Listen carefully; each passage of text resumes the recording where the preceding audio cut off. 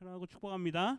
오늘은 성전에 들어갈 자, 성전에 들어갈 자라는 제목으로 15장 전체의 내용을 좀 보도록 하겠습니다. 지난주에 14장에 가면은요, 이제 하나님의 결국에는 위로함을 받을 자들, 그러니까 이름이 짐승의 이름을 받은 사람들이 아니라 누구의 이름을 받습니까? 한 어린 양의 이름과 하나님의 이름을 받을 자들, 그렇죠? 그들에 대한 이야기들이 이제 마지막에 나왔고, 이제 마지막 우리가 인재앙, 인을 떼는 재앙, 그 다음에 나팔을 부는 재앙이 있고, 세 번째가 뭐냐면 대접 재앙이에요. 대접에 하나님의 진노가 담겨 있는데 그거를 이제 쏟아 붓습니다.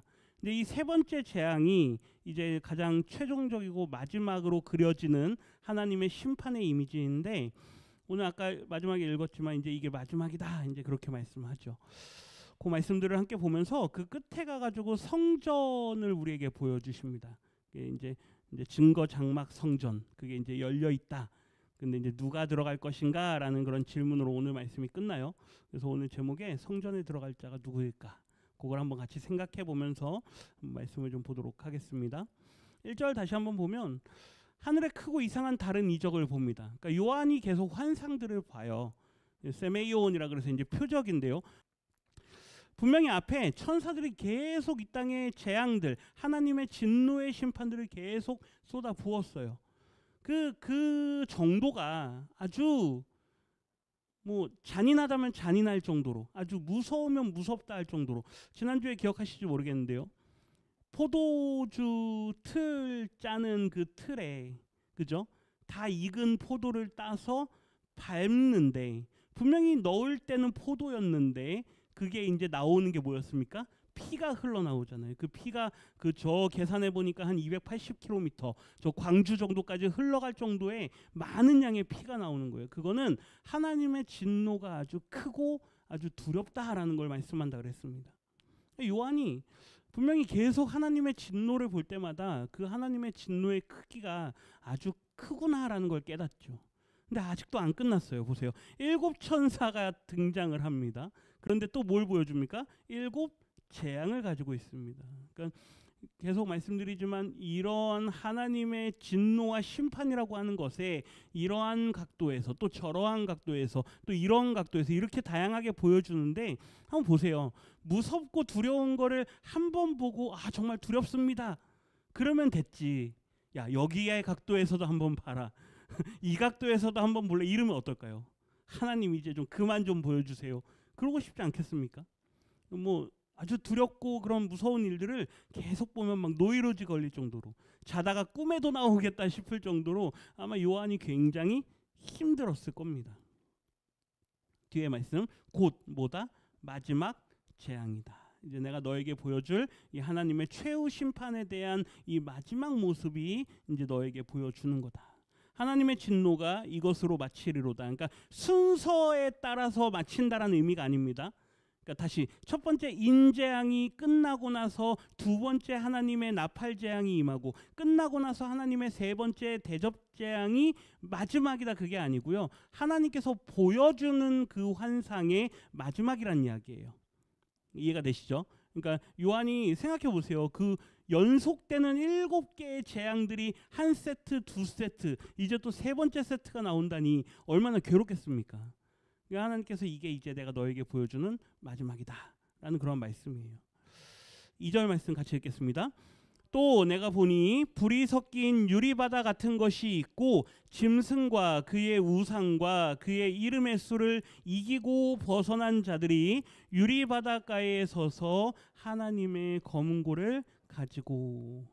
근데 앞에 7 천사에 대한 모습을 보았고 하나님의 음성을 듣습니다. 이게 이제 내가 너에게 보여줄 마지막 환상이다. 그러니까 예수님께서 아멘 아멘 레고소이, 내가 너희에게 진실로 진실로 너희에게 말하노니 할 때는 언제나 중요한 말씀이라 그랬잖아요. 그것처럼 자, 이제 이번이 내가 너에게 보여주는 정말 최종적인 진노의 마지막 모습이야. 그러니 어떻게 해라? 주목하고 집중해라 라고 하는 각성을 시키시는 거예요. 그리고 이제 보여주십니다. 불이 섞인 유리바다 같은 것이 있고, 굉장히 표현이 재밌습니다. 일단 바다가 있어요. 그러니까 바다가 유리로 될 수는 없잖아요. 그러니까 당시 요한이 생각하기에 아주 맑고 아주 투명한 바다를 수정 같은 바다 혹은 크리스탈 같은, 그쵸? 그 다음에 또 세 번째 표현이 유리 같은 이라는 표현을 쓰는 거예요.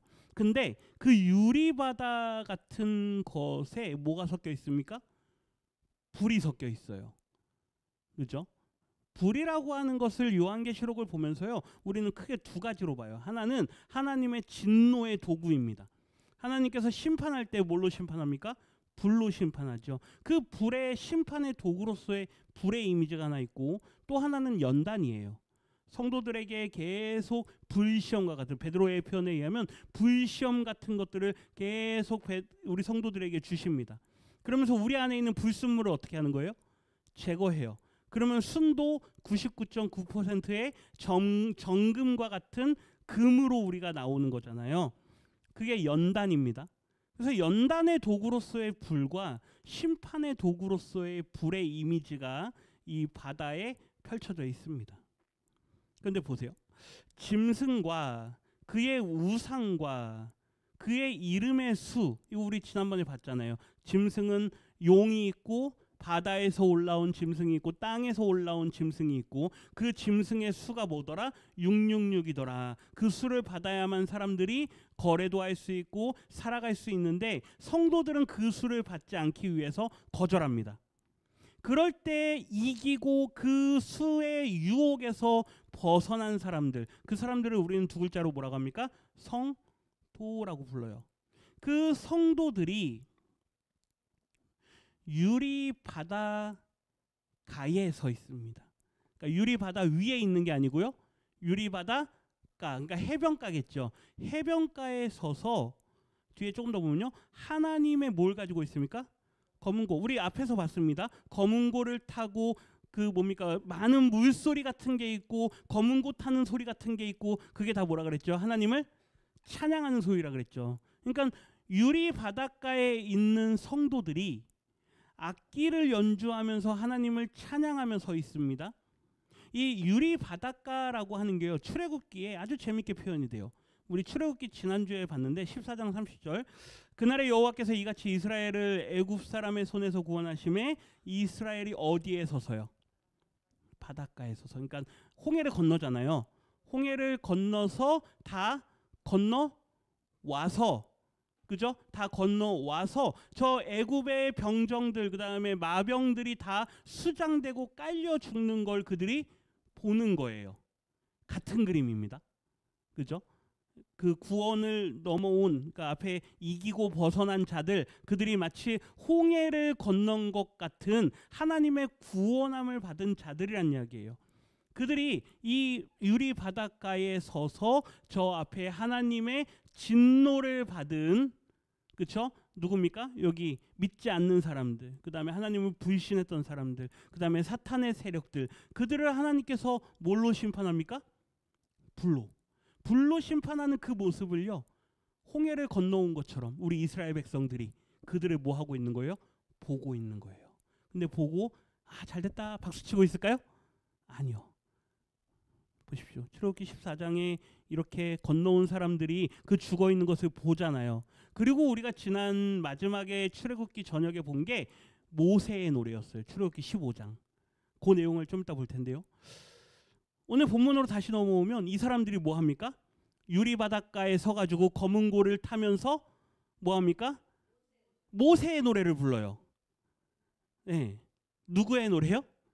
모세의 노래. 그러니까 유리 바닷가라고 하는 게 사도 요한이 그냥 쓴 게 아니에요. 그가 환상 가운데 봤지만 하나님께서 그에게 출애굽기와 같은 환상의 모습을 보여주신 거예요. 그리고 그거를, 출애굽기의 내용을 알고 있는 이 사도 요한이 출애굽기의 내용을 떠올리면서 기록을 하는 겁니다. 이해가 되십니까? 그러니까 왜 사도 요한이 유리 바닷가에 서 있었을까? 그죠? 그리고 왜 모세의 노래를 부를까? 그 말은 사도 요한이 뭘 잘 알고 있었다? 출애굽기를 잘 알고 있었다. 하나님께서 보여주신 환상의 그림도 아마 출애굽기와 같은 그런 그림이었을 거다. 이해가 되시죠? 한번 보세요. 3절 보면 하나님의 종 모세의 노래, 그 다음에 뒤에 덧붙여지는 게 어린 양의 노래. 어린 양은 언제 등장하는 단어입니까? 6월절. 그죠? 6월절. 이스라엘 백성들이 애굽에서 나올 때 마지막에 뭘 잡습니까? 어린 양을 잡잖아요. 그 어린 양이 나중에 신약으로 넘어오면 유월절 어린 양이신 예수 그리스도, 그리고 그 예수 그리스도께서 요한계시록에서 우리 지난주에 14만 4천과 함께 시온산에 서리라 할 때 누가 섭니까? 어린 양. 그렇죠? 그 어린 양이에요. 그 어린 양의 노래, 구원의 노래를 그들이 뭐합니까? 부릅니다. 다시요. 그 많은 유혹이 있었고 많은 시험이 있었고 그들을 연단하는 많은 어려움들이 있었는데 그거를 그들이 다 건너왔어요. 건너와서 거기에서 시험에 넘어지고 유혹에 넘어지고 예수를 믿지 않는 그 불신앙에 빠졌던 사람들이 불재앙으로 심판받는 그 모습을 그들이 보면서 여호와 하나님의 구원을 찬양합니다. 우리가 그 자리에 서게 될 줄 믿습니다.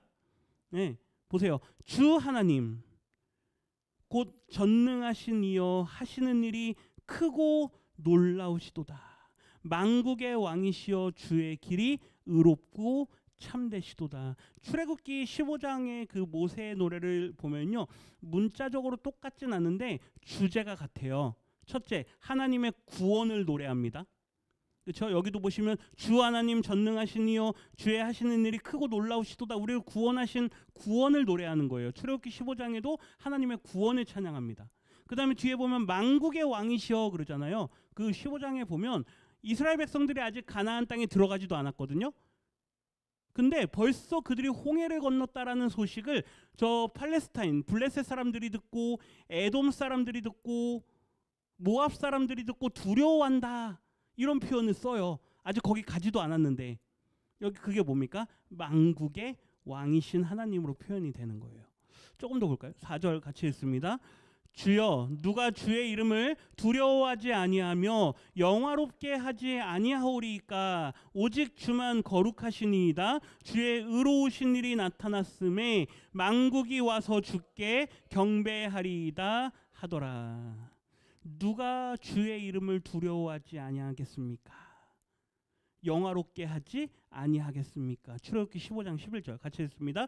여호와여 신중에 주와 같은 자가 누구니이까? 주와 같이 거룩함으로 영광스러우며 찬송할 만한 위엄이 있으며 기이한 일을 행하는 자가 누구니이까? 좀 전에 읽었던 4절에서도 질문해요. 누가 두려워하지 않겠습니까? 그렇죠? 누가 영화롭게 하지 않겠습니까? 애굽을 건넌 이스라엘 백성들이 노래하는데요. 주와 같은 자가 누구입니까? 주와 같이 거룩함으로 영광스러운 자가 누구입니까? 하나님처럼 기이한 일을 행할 자가 누구입니까? 모세의 노래를요, 아주 같은 주제로 찬양하는 모습을 우리에게 보여줍니다. 이해가 되십니까? 이게 굉장히 중요한 거예요. 그러니까 출애굽기가 단순히 몇천 년 전에 이스라엘 백성들이 애굽에서 나왔더래요, 옛날 이야기로 끝나지 않고요, 그 주제와 신학이 어디까지 넘어오면요, 예수 그리스도를 통해서 오늘날 우리에게까지 계속 이어지고 있다는 이야기입니다. 그러니까 어떤 사람들은 그래요. 구약은 이미 다 끝난 거다. 누가 오셨으니까요. 예수님이 오셨으니까 구약은 다 끝난 거다, 이렇게 얘기하는 사람들이 있어요. 아무것도 모르고 하는 소리입니다. 구약이 있기 때문에 누가 오시는 겁니까? 예수님이 오시는 거예요. 그리고 예수님이 부활 승천하셨으니까 다 끝났다? 아니요. 계시록에도요, 다시 오실 예수님을 말씀하기 위해서 구약의 말씀들부터 계속 우리에게 보여줘요. 그러니까 하나님의 말씀은요, 계속 그러잖아요. 하나도 우리가 뺄 수 있다 없다?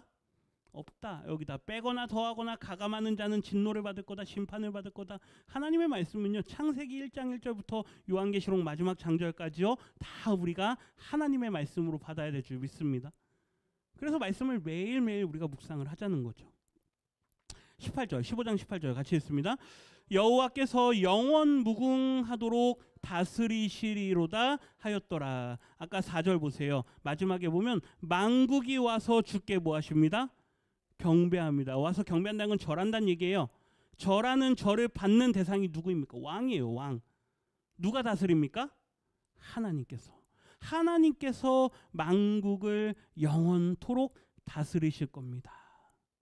이 고백이요, 요한계시록 15장에서 그대로, 재밌지 않습니까? 출애굽기도 15장, 요한계시록도 몇 장이요? 15장. 그러니까 외우기가 쉬워요. 출애굽기 15장에도 모세의 노래, 요한계시록 15장에도 모세의 노래. 예. 어떻게 이것까지 맞췄나 모르겠어요. 근데 이거 장절은 나중에 사람들이 나눈 거예요. 원래는 장절이 없거든요. 그러니까 이제 이런 거 하나님이 하셨다 그러시면 안 돼요. 뭐 모르죠. 하다 보니까 하나님께서 다 하셨을 수도 있겠죠. 네.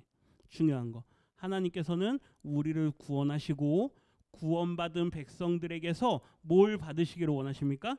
찬양 받으시기를 원하세요.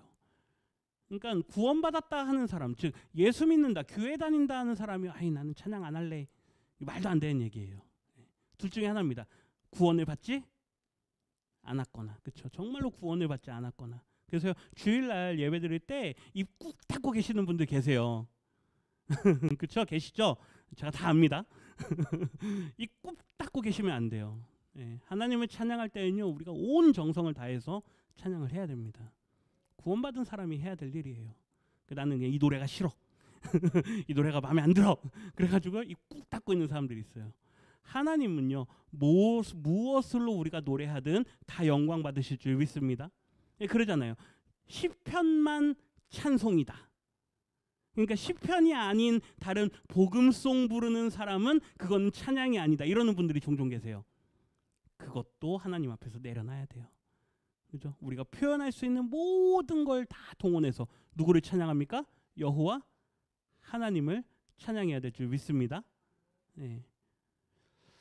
오늘 본문 6절 말씀 같이 읽겠습니다.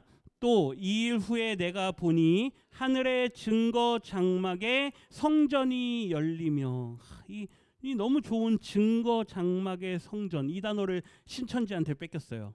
신천지가 과천에 있는 자기네 거기 본부를 증거 장막 성전이라 그러거든요. 이 단어를 못 써요. 또 우리가 이제 자꾸 이 단어 쓰면 왠지 신천지 같아요. 예, 새하늘과 새 땅, 너무 좋은 단어인데 그것도 신천지한테 뺏겼어요. 증거 장막 성전, 하나님의 증거계, 언약계가 있던 그 장막 텐트거든요. 그것이 나중에 뭐가 되면 성전이 돼요. 발전되는 거잖아요. 그러니까 처음에는 하나님의 증거의 상징으로 언약계, 잘 보셔야 돼요. 언약계를 먼저, 그렇죠? 그들에게 하나님께서 상징으로 보여주세요. 계속해서 하나님의 임재의 상징이 언약계와 함께했어요. 그리고 또 한편으로는 하나님의 그 언약계가 보관되는 성소가 있었고 텐트가 있었잖아요. 근데 이게 나중에 성전으로 확장이 돼요. 그러니까 하나님의 임재를 상징하는 거예요. 증거 장막 성전은. 근데 이거를 저 과천에, 어찌 우리 하나님을 저 과천 땅에 거기에 가두겠습니까? 하나님이 계시는 곳인 줄 믿습니다. 하나님이 계신 그곳을요, 사도 요한이 환상 가운데 봐요. 6절 같이 읽겠습니다.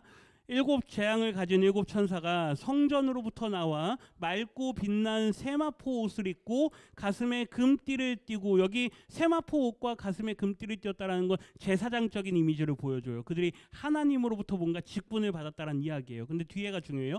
7절 같이 읽습니다. 내 생물 중에 하나가 영원토록 살아계신 하나님의 진노를 가득히 담은 금대접 7을 그 7 천사들에게 주니. 하나님의 진노를 가득히 담은 그 뭡니까? 금대접 7개를요 7 천사들에게 하나씩 건네줍니다. 8절 같이 읽습니다. 하나님의 영광과 능력으로 말미암아 성전의 연기가 가득 차매 7 천사의 7 재앙이 마치기까지는 성전에 능히 들어갈 자가 없더라. 아멘. 이제 7 천사가 하나님의 계시는 그 천상에서부터 내려옵니다. 그리고 그 보좌에 있던 장로 중에 한 사람이 그들에게 대접, 재앙이 담긴, 진노가 담긴 대접을 나눠주죠. 여기서 하나님의 영광과 능력이 다시 한번 나타나요. 그거는 이 하나님께서 그들에게 주신 진노와 하나님의 심판의 그 크기와 규모가, 그리고 하나님의 그 심판의 권위가 아주 크다라는 걸 상징합니다. 하나님의 영광과 능력으로 성전의 연기가 가득 차요. 하나님께서 나타나셨다라는, 임재하셨다라는 이야기예요. 이제 마지막 노란색 글씨 보면 7 천사의 7 재앙이 마치기까지는, 그러니까 앞에 계속해서 우리에게 이 재앙들, 인재앙, 나팔재앙들을 계속 보여주면서 이제 거기서 끝날 만하면 또 다음 환상으로 넘어가고 막 그랬잖아요. 그리고 이제 드디어 마지막 7 대접 재앙으로 넘어갑니다. 이것이 끝날 때까지는, 끝나기 전까지는 하나님의 영광의 성전에 능히 들어갈 수 있는 자가 없다. 그러니까 마지막 하나님의 최후 심판이 있다란 이야기입니다. 거기서 한 가지 더 중요한 거 계속 말씀드리지만, 심판은 또 반대 이면에는 무엇의 메시지가 있냐면 구원의 메시지가 있다 그랬어요. 그러니까 이거를 계속 생각하셔야 돼요. 이 성전에 들어갈 자들은 어떤 사람들입니까? 구원받아서 들어갈 자들이에요. 오늘 말씀 제목에 성전에 들어갈 자가 누구인가? 라는 이 질문을 다시 우리에게 던져요. 누가 들어가겠습니까? 예수 그리스도에 대한 믿음과 하나님의 모든 계명의 말씀들을 지키는 사람들. 예. 이 말씀을 늘 마음에 그래서 새기시기를 부탁드립니다. 하나님께서 오늘도 우리에게 하루를 살아라, 하루의 생명을 주셨습니다. 이 하루의 생명을 받아서 이 하루를 살 때 내가 어디에서 일을 하든, 어디에서 누구를 만나든, 어디에서 무슨 일을 하든 나는 하나님 앞에 서 있습니다라는 그러한 마음이 우리 가운데 있기를 원합니다. 때로는 막 날씨가 더우니까 오늘 하루 좀 쉬고 싶다 그럴 수도 있죠. 그러나 오늘도 우리에게 맡겨준 이 예배와 또 하나님 앞에 나아가는 시간과 장소가 구별되어 있기 때문에 이 시간 이 자리에 나오신 게 그래서 주 안에서 헛되지 않다라는 그 믿음 가지고, 오늘도 우리가 짧게 뭐 한 30분 와서 예배 드리고 가지만 이 시간이 결코 헛되지 않다.